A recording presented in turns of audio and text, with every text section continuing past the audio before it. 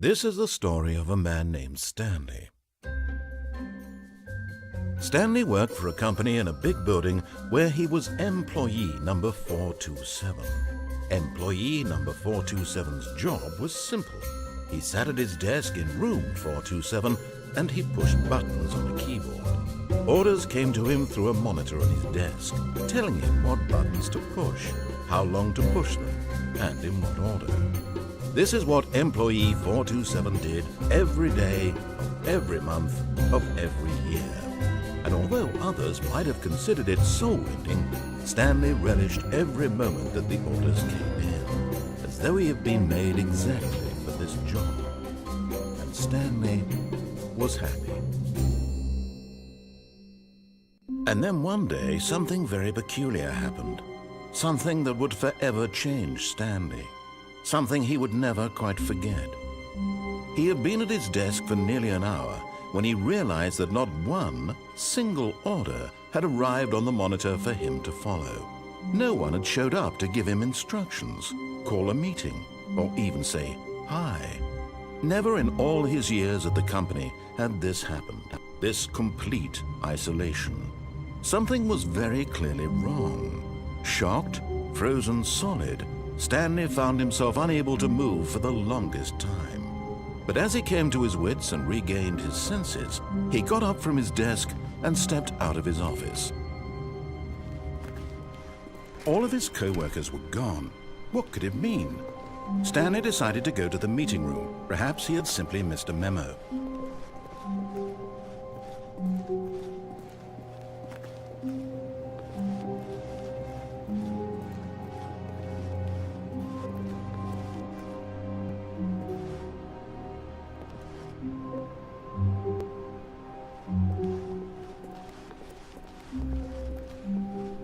When Stanley came to a set of 2 open doors, he entered the door on his left.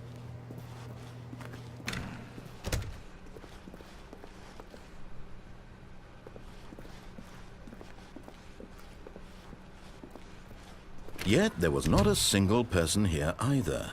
Feeling a wave of disbelief, Stanley decided to go up to his boss's office, hoping he might find an answer there.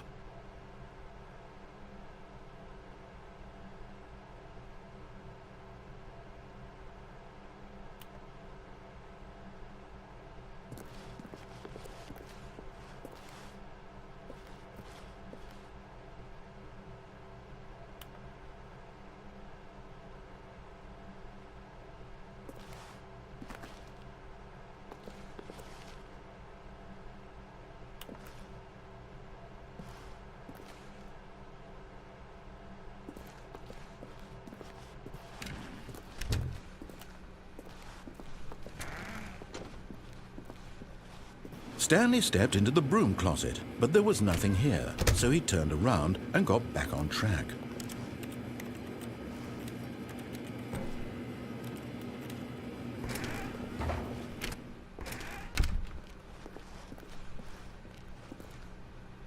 Coming to a staircase, Stanley walked upstairs to his boss's office.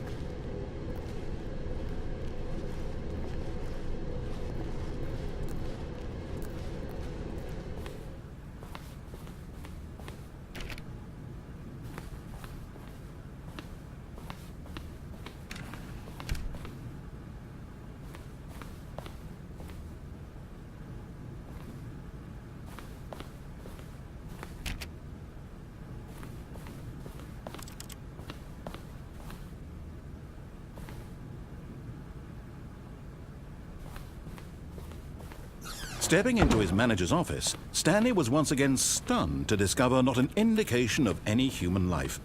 Shocked, unraveled, Stanley wondered in disbelief who orchestrated this, what dark secret was being held from him.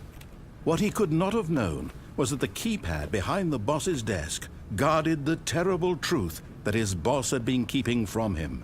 And so the boss had assigned it an extra secret PIN number, 2845.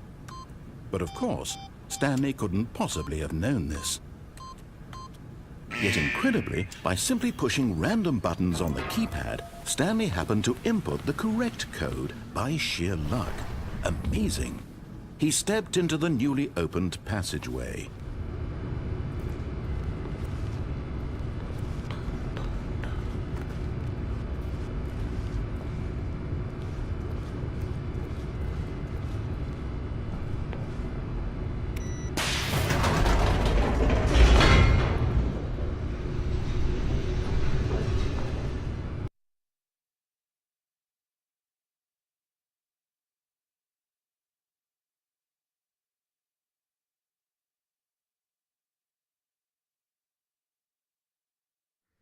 Descending deeper into the building, Stanley realized he felt a bit peculiar. It was a stirring of emotion in his chest, as though he felt more free to think for himself, to question the nature of his job. Why did he feel this now, when for years it had never occurred to him? This question would not go unanswered for long.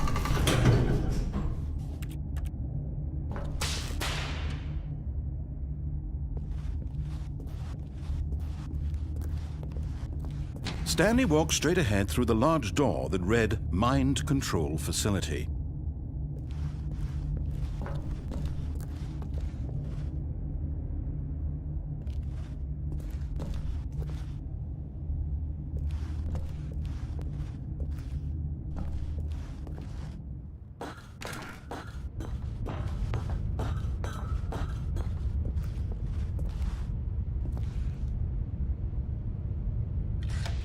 The lights rose on an enormous room packed with television screens. What horrible secret did this place hold? Stanley thought to himself. Did he have the strength to find out?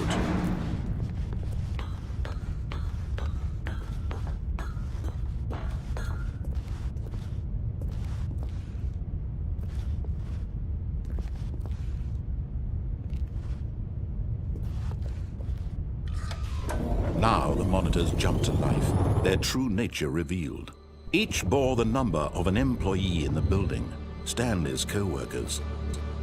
The lives of so many individuals reduced to images on a screen, and Stanley, one of them, eternally monitored in this place where freedom meant nothing.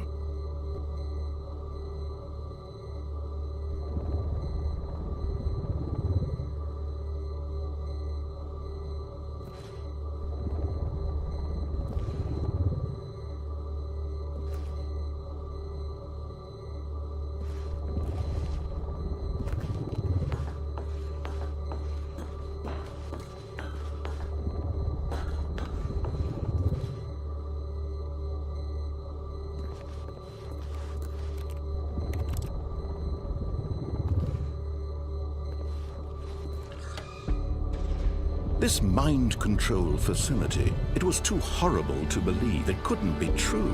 Had Stanley really been under someone's control all this time? Was this the only reason he was happy with his boring job? That his emotions had been manipulated to accept it blindly? No, he refused to believe it. He couldn't accept it. His own life in someone else's control? Never! It was unthinkable. Wasn't it? Was it even possible? Had he truly spent his entire life utterly blind to the world? But here was the proof. The heart of the operation. Controls labeled with emotions. Happy, or sad, or content. Walking, eating, working. All of it monitored and commanded from this very place. And as the cold reality of his past began to sink in, Stanley decided that this machinery would never again exert its terrible power over another human life. For he would dismantle the controls once and for all.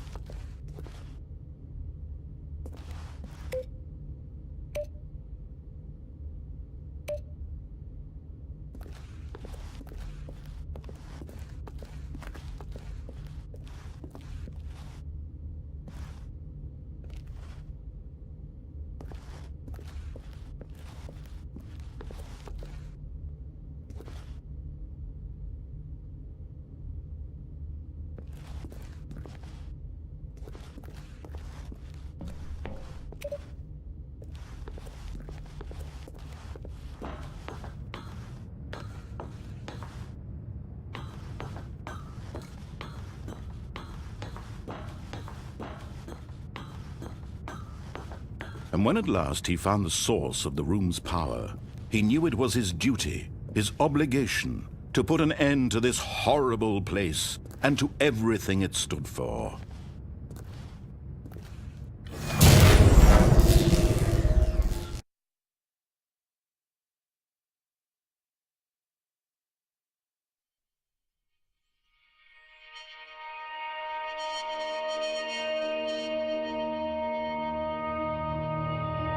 Blackness and a rising chill of uncertainty. Was it over? Yes! He had won! He had defeated the machine, unshackled himself from someone else's command. Freedom was mere moments away. And yet, even as the immense door slowly opened, Stanley reflected on how many puzzles still lay unsolved. Where had his co-workers gone? How had he been freed from the machine's grasp? What other mysteries did this strange building hold? But as sunlight streamed into the chamber, he realized none of this mattered to him, for it was not knowledge or even power that he had been seeking, but happiness. Perhaps his goal had not been to understand, but to let go. No longer would anyone tell him where to go, what to do, or how to feel. Whatever life he lives, it will be his. And that was all he needed to know. It was perhaps the only thing worth knowing. Stanley stepped through the open door.